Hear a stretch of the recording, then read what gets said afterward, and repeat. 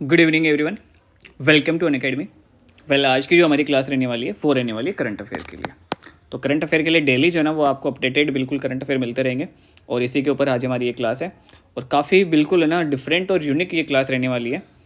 इस क्लास की क्या स्पेसिफिकेशन है, किस तरह से हम ना पढ़ेंगे, ये सब चीज़ें जो है ना मैं आपको बताता हूँ एक बार। मेरे बारे में आप जानते ही हो, यूट्यूब पे आप मेरी क्लासें देखते हो, पहले अनअकैडमी में देखी थी।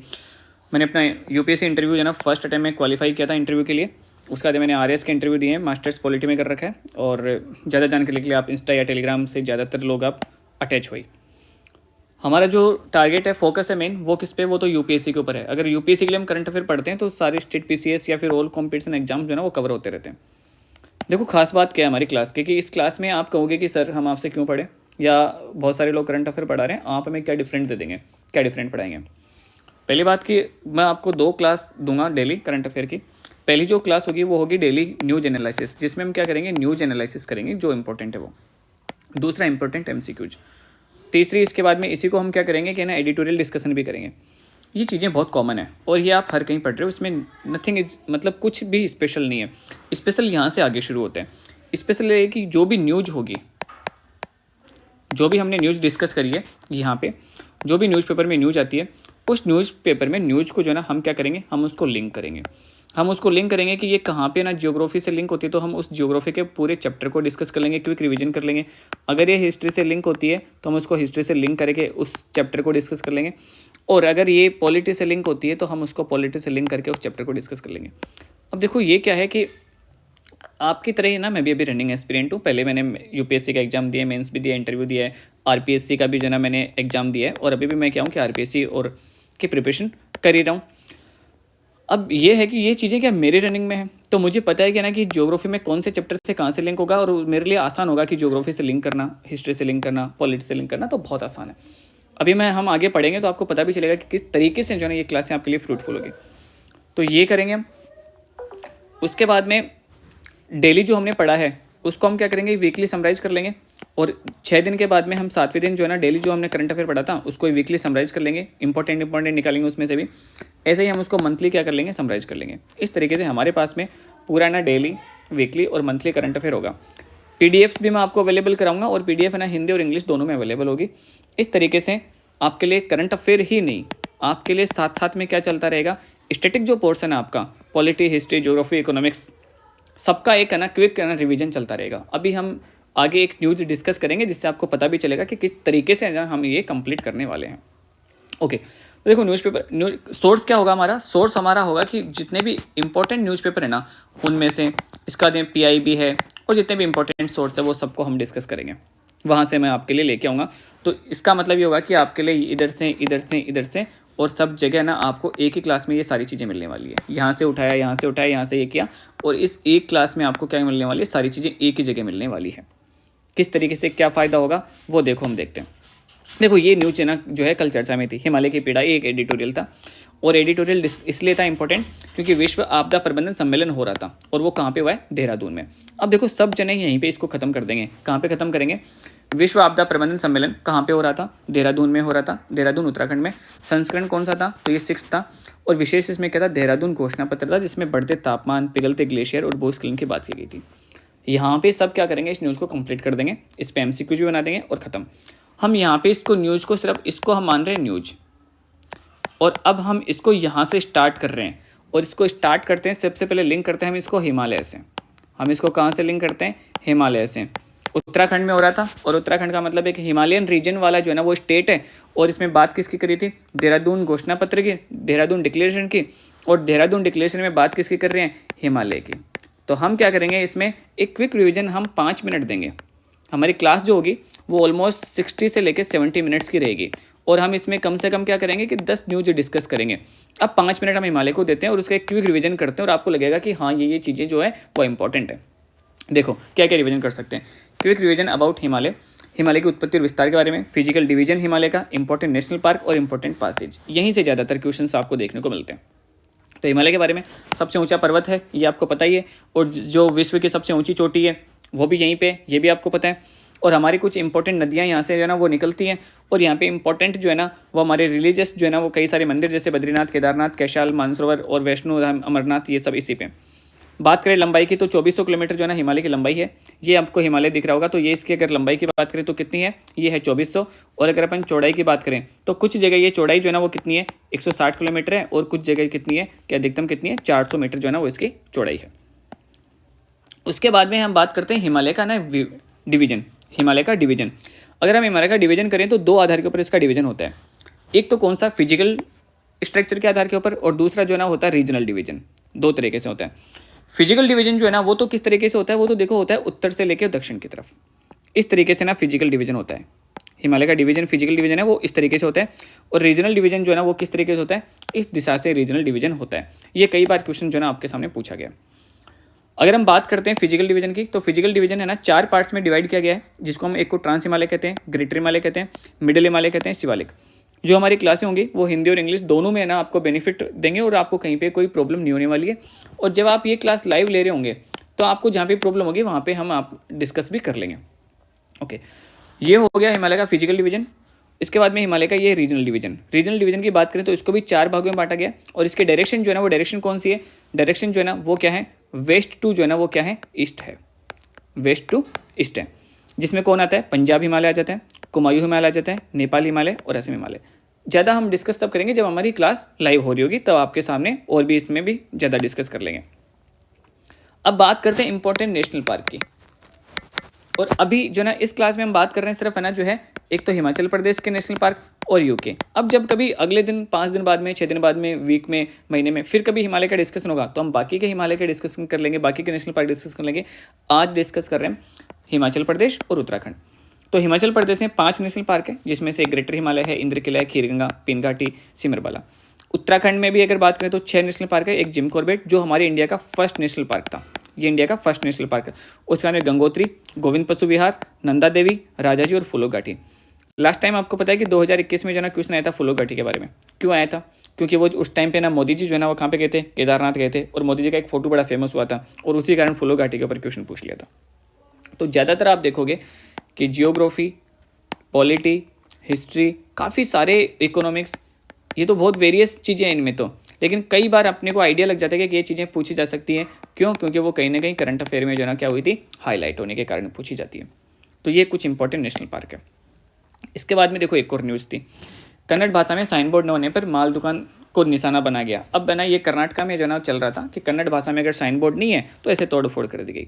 ये न्यूज़ कहीं कोई काम की नहीं है। इस न्यूज़ को यूटिलाइज कैसे कर सकते हैं अपन बात करते हैं इसको सीधा सा जोड़ते हैं कन्नड़ भाषा से, तब ये यूटिलाइज होएगी। तो हम इसको कहाँ से जोड़ेंगे, लैंग्वेज से जोड़ते हैं। अगर लैंग्वेज की बात करें तो 2 चीज़ें यहाँ पे जो है ना वो निकल के सामने आती है।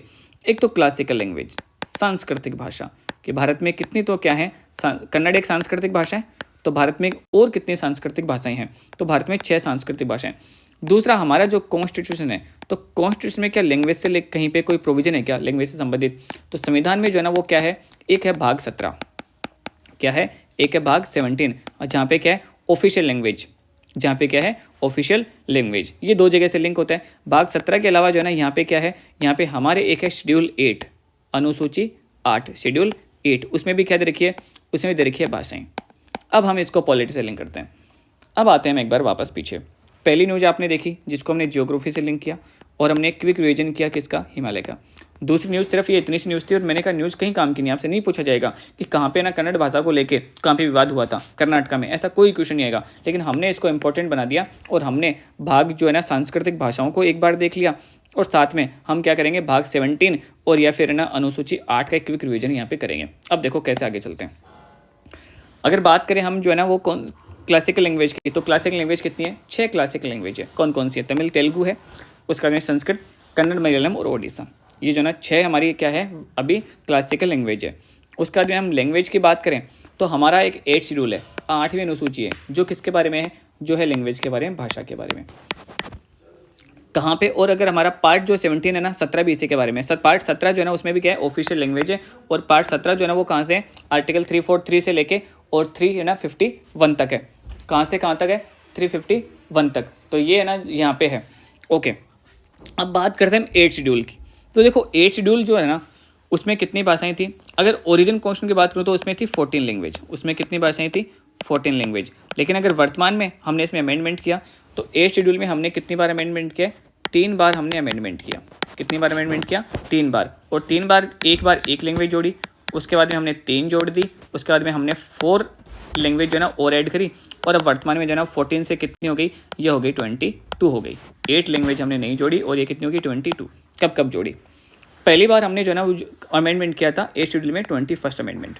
ये 21st अमेंडमेंट किया था हमने 1967 में, और इसके द्वारा हमने सिंधी लैंग्वेज जोड़ी। सिंपल सा क्वेश्चन पूछा जा सकता है, 21st अमेंडमेंट किससे संबंधित है? तो आप कहोगे सिंधी लैंग्वेज से। सिंधी लैंग्वेज 8 शेड्यूल में ऐड होने वाली कौन सी लैंग्वेज थी? तो हम क्या कहेंगे कि सर ये 15th लैंग्वेज थी। 14 तो पहले ही थी यहाँ पे ओरिजिन कॉन्स्टिट्यूशन में, और है ना अब है ना ये कौन सी होगी? सिंधी। सिंपल सा क्वेश्चन पूछा जा सकता है कि पहली भाषा कौन सी थी जो बाद में ऐड हुई थी? तो हम कहेंगे सिंधी। फिर नेक्स्ट है 71st अमेंडमेंट जो हुआ था 1982 में। इससे ना 3 लैंग्वेज जो मैंने यहाँ पे बताई थी, 3 लैंग्वेज जोड़ी गई। कौन सी जोड़ी गई है? कोंकणी, मणिपुरी, नेपाली। यहाँ से कई बार क्वेश्चन पूछा जा चुका है कि इनमें से कौन सी लैंग्वेज 71st अमेंडमेंट से जोड़ी गई है या नहीं जोड़ी गई है। तो यहाँ पे एक ऐड कर देंगे कोई भी, जैसे मैंने यहाँ पे लिख दिया सिंधी। अब आपको बताना है कि 71st अमेंडमेंट से कौन सी जोड़ी गई, नहीं जोड़ी गई है, तो आंसर क्या हो जाएगा? सिंधी। उसके बाद में 3rd अमेंडमेंट कौन सा किया था? 92nd अमेंडमेंट किया गया था, 2003 में किया गया था, लागू हुआ था 2004 से। इसमें 4 नई लैंग्वेज जोड़ी थी, जिसकी एक ट्रिक है हमारे पास में। मैथ में एक फॉर्मूला होता है बोडोमास। मैथ में एक आपने फॉर्मूला सुना होगा बोडोमास। ये बोडोमास में 4 लैंग्वेज है। बो से हो जाएगा यहाँ पे बोडो, डो से हो जाएगा यहाँ पे डोगरी, मै से हो जाएगा यहाँ पे मैथिली और संथाली। ये 4 लैंग्वेज जोड़ी गई थी 92nd अमेंडमेंट से। इस तरीके से देखो हमने कन्नड़, वहाँ पे एक छोटा सा जो है ना वो इशू था, इशू को हमने अटैच कर दिया। अटैच करके हमने लैंग्वेज वाला पूरा जो है ना 8 शेड्यूल यहाँ पे कंप्लीट कर लिया। एक और न्यूज है इसी तरह की, तमिलनाडु में अमोनिया गैस लीक होने से हेडकम और 22 लोग है ना इसमें अटैच जो है ना भर्ती हो गए थे हॉस्पिटल में। न्यूज ज़्यादा कहीं कोई काम की नहीं है, बस हमें इसको यूज कैसे ले सकते हैं डिपेंड करता है कि हम इसको किस एंगल से देखें और इसको कहाँ से अटैच करें कि हमारा एक अच्छा खासा रिविजन हो जाए। अब देखो अमोनिया के बारे में बात करते हैं। तो अमोनिया जो ना क्या है? अमोनिया एक जहरीली गैस है। कैसे बनती है? इसमें 3 हाइड्रोजन के परमाणु होते हैं। अब ये देखो इसको हमने अटैच कर दिया साइंस से। 3 जो है ना हाइड्रोजन के परमाणु होते हैं और ये 3 हाइड्रोजन के परमाणु मिलकर क्या बनाते हैं? अमोनिया बनाते हैं, और इसका फॉर्मूला होता है NH3। किस में काम में आती है ये? तो देखो अमोनिया स्पेशली काम में आती है उर्वरक, फर्टिलाइजर बनाने में। उस पर बाद में ना जो परिशीतन में काम में आती है और सफाई उत्पाद में काम में आती है। ठीक है, तो ये हो गया क्या? अमोनिया के बारे में। अब मैंने कहा था कि हम एक तो करेंगे डेली न्यूज एनालिसिस, और उसके बाद में एक हमारी क्लास होगी MCQs में, यानी कुछ ऐसी न्यूज हैं जिनको हम डिस्कस नहीं करके और उनको MCQs फॉर्मेट में पढ़ेंगे एक क्लास में। तो पहला क्वेश्चन देखते हैं आज का। हाल ही में भारत के खनिज विदेश इंडिया लिमिटेड कंपनी ने किस देश के साथ में लिथियम अन्वेषण और विकास के लिए समझौता किया? क्वेश्चन आपको इस तरह से इंग्लिश और हिंदी दोनों में मिलने वाले हैं। सारी न्यूज़ भी ऐसे ही हम डिस्कस करेंगे हिंदी और इंग्लिश दोनों में। PDF भी मैं आपको हिंदी और इंग्लिश दोनों में प्रोवाइड कराऊंगा। बताइए इसका आंसर। रिसेंटली इंडिया मिनरल विदेश लिमिटेड जो है उसने किस देश के साथ में समझौता किया है? किस चीज़ के लिए किया है? लिथियम अन्वेषण के लिए। किसके साथ में किया है?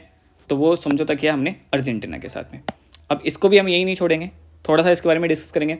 हाल ही में जो हमारा जो है ना एक जो ना हमने एक कंपनी बनाई है काबिल, और ये काबिल जो कंपनी है वो किसके लिए बनाई है?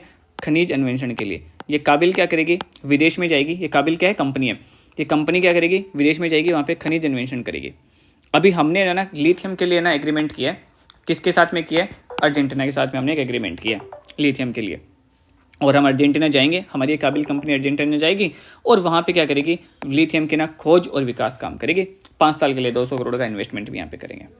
2022 में हमने एक समझौता ऐसा ही किया था ऑस्ट्रेलिया के साथ में। किसके लिए किया था? ऑस्ट्रेलिया के साथ में। और वो किसके लिए किया था? क्रिटिकल मिनरल्स के लिए। अब आप मेरे को ये बताएं क्रिटिकल मिनरल्स क्या होते हैं? ठीक है, ये हो गया काबिल के बारे में। थोड़ी सी बात कर लेते हैं लिथियम के बारे में। लिथियम बड़ा इंपॉर्टेंट है इस टाइम पे। ठीक है, रासायनिक तत्व ये सब जानते हो। खोज आप इसने जोहान और इसने और वेडसन ने इसकी खोज करी थी। इंपॉर्टेंट क्यों है लिथियम? लिथियम इसलिए इंपॉर्टेंट है क्योंकि तो ये हल्की धातु है। हल्का होने के साथ में ये क्या है? ये जो है ना काम में आता है किसमें? रिचार्जेबल बैटरियों में। कि ये विद्युत का सुचालक है और ये रिचार्जेबल बैटरी में काम में आता है। और अभी आपने देखा होगा कि हमारा जो इलेक्ट्रिक व्हीकल है उसमें ना ये लिथियम ही काम में आता है। इसलिए लिथियम बहुत इंपॉर्टेंट जो है वो धातु है। ये लिथियम के बारे में हो गया, कहाँ पे काम आएगा, कैसे आएगा। एक और क्वेश्चन डिस्कस कर लेते हैं। देश के पहले साइबर सुरक्षा केंद्र की स्थापना कहाँ पे की गई है? Where the countries first cyber security centre has been the set up. कहाँ पे किया गया भाई? चंडीगढ़ में। आंसर क्या है? चंडीगढ़ में। ओके, थोड़ा सा इसको भी डिस्कस कर लेते हैं। हमारे जो गृह मंत्री हैं, होम मिनिस्टर हमारे अमित शाह, उन्होंने क्या किया? चंडीगढ़ में जो है ना एक देश का ना पहला साइबर सुरक्षा केंद्र जो है ना वो उद्घाटन किया है। बहुत सारे अभी है ना आपको पता ही है कि कितने सारे साइबर क्राइम होते हैं। इसका नाम क्या रखा है? सेनकॉप्स। इसका नाम क्या रखा है? सेनकॉप्स इसका नाम रखा है। सिंपल सा क्वेश्चन पूछ सकते हैं, हाल ही में चर्चा में रहा शब्द सेनकॉप्स का संबंध किससे है? तो आपको बताना हो सकता है। या फिर कहाँ पे ना जो है चंडीगढ़, सीधा सा क्वेश्चन पूछ सकते हैं, साइबर सुरक्षा केंद्र कहाँ पे बनाया गया है, चंडीगढ़ में बनाया गया। ठीक है, सभी राज्यों में इसको जोड़ा गया। क्या किया जाएगा यहाँ पे, चेहरे की पहचान, डेटा विश्लेषण होगा, पूर्वान्वित पुलिसिंग होगी, साक्ष्य एकत्रीकरण होंगे, ये सारे काम इसमें होंगे। ये था हमारा तरीका कि हम करंट अफेयर को ना कितना इंपॉर्टेंट बना सकते हैं, छोटी छोटी न्यूज़ को। तो आज के इस डेमो वीडियो में मैंने यही किया है कि किस तरीके से हम जो है ना वो छोटी सी न्यूज़ को हम हमारे लिए इंपॉर्टेंट बना सकते हैं, और किस तरीके से क्विक जो है ना वो हम आपको यहाँ पे एक रिवीजन प्रोवाइड करा सकते हैं। अब आपको लगेगा कि सिर्फ ये करंट अफेयर नहीं है, यहाँ पे हम कभी हिस्ट्री डिस्कस कर रहे हैं, यहाँ पे कभी हम ज्योग्राफी डिस्कस कर रहे हैं, एक न्यूज़ में हम पॉलिटिक्स डिस्कस कर रहे हैं। इस तरीके से ना आपको ओवरऑल ऐसा समझ लो कि पूरे सब्जेक्ट का रिवीजन चलेगा एक साथ में। ये क्लास अभी हुई है 10 मिनट की। अगर हम इस क्लास का टाइमिंग जब सोच के देखेंगे कि जब ये क्लास 60 से लेकर 70 मिनट की होगी, तो ये क्लास हमारे लिए कितनी फ्रूटफुल होगी।